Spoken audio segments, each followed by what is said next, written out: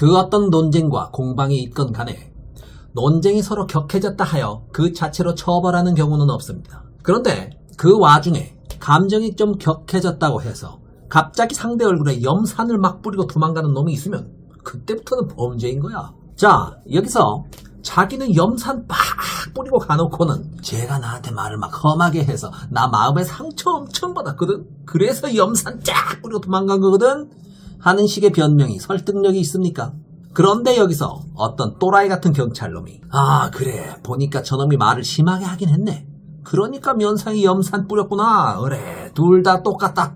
친구 얼굴에 염산 뿌린 너도 잘못했지만 먼저 말 기분 나쁘게 했던 저놈도 잘못했다. 둘 다 잡아들여 하면 그게 말이 되겠습니까? 똑같긴 개뿔이 똑같아. 서로 간의 말싸움이 상호 공방의 영역에 존재할 때는 아무 문제 없어. 그게 설사 격해져서 육두문자가 오가거나 얼굴이 시뻘개져가면서 씩씩거리더라도 거기까진 당연히 범죄가 아니야. 그런데 갑자기 염산을 들고 와서 면상에 투척을 해버리거나 뭐 식칼을 들고 와서 목을 확 그어버리거나 햇빛이 막 쑤시고 이랬어. 그러면 그때부터는 범죄야. 말을 험하게 하는 것과 실제로 칼을 그어버리는 행위는 구분 자체가 다르지 않습니까? 사실 대부분의 계엄 옹호 세력들이 비슷하게 말을 합니다. 윤석열이 분명 잘못하긴 했는데 민주당도 똑같아. 협조 한번 안 해주고 걸핏하면 특검하자 탄핵하자 난리고. 이게 무슨 상황 판단 안 되는 얘기입니까? 상대가 정쟁의 공방 중에 나를 압박하면 기껏해야 나에게 허용된 공격은 그저 나도 압박성의 공방을 가하는 정도여야지.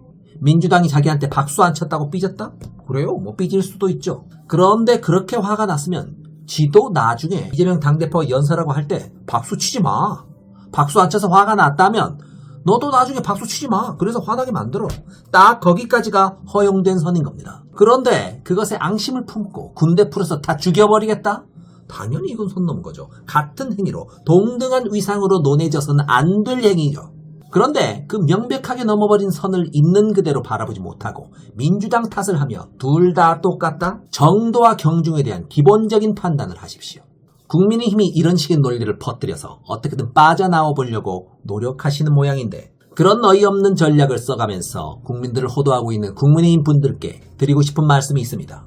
저는 국민의힘이 격조 있는 보수 정당으로서 상당히 부족하고 앞으로도 부족할 확률이 높다고 생각하긴 하지만 그래도 진보 세력과 앞으로도 쭉 건전한 공방을 이어가야 할 파트너로서의 최소한의 존중심이 있습니다. 그래서 드리는 말씀입니다. 여러분들이 정말 윤석열의 파면과 함께 자멸하지 않으려면 지금이라도 선을 명백하게 그으시길 부탁드립니다.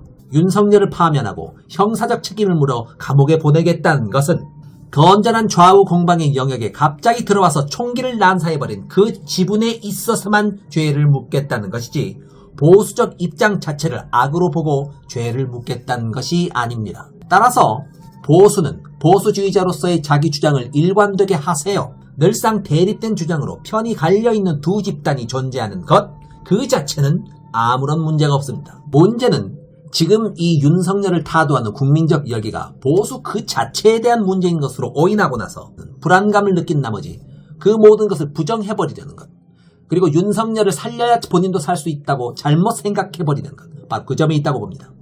진보 야당과 국민들이 윤석열을 심판하여 감옥에 보내겠다는 것은 보수 그 자체를 악으로 보고 섬멸하겠다는 독단적인 주장이 아닙니다. 우리 공통의 룰을 어겨버린 테러범을 말싸움하다가 삐져서 학교에서 총기 난사해버린 정신병자 하나를 적법하고 상식적인 법에 의거하여 단죄해보겠다는 것입니다. 당연한 일이죠.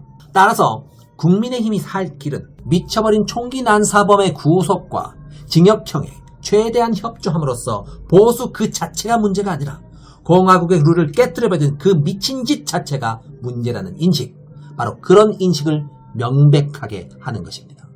제대로 선을 긋지 않으면 국힘당의 제거는 상당히 어려울 것입니다. 내란범의 파면과 함께 파멸의 길로 갈 것인가, 내란범의 단죄에 협조함으로써 재건의 길로 갈 것인가, 선택은 당신들의 몫입니다. 유력하게 당신들은 올바른 선택을 하지 못하리란 예측이 있습니다만 그래도 경고해둡니다. 그게 페어플레이니까요. 마치겠습니다. 감사합니다.